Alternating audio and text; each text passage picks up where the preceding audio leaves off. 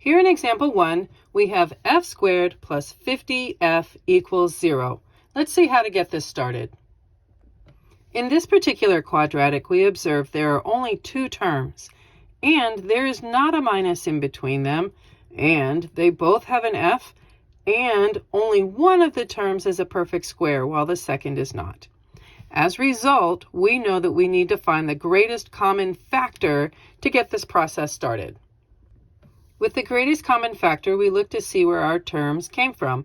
F squared came from f times f, and 50f came from 5 times 10, and 10 came from 5 times 2 and an f.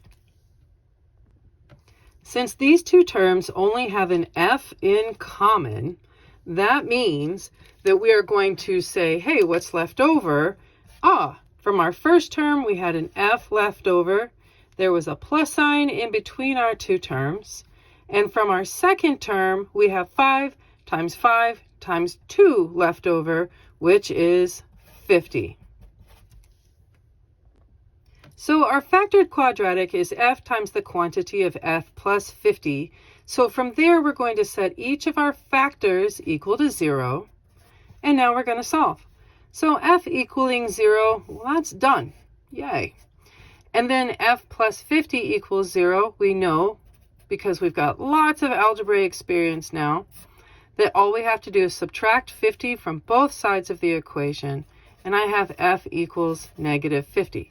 So my two x-intercepts are 0 and negative 50.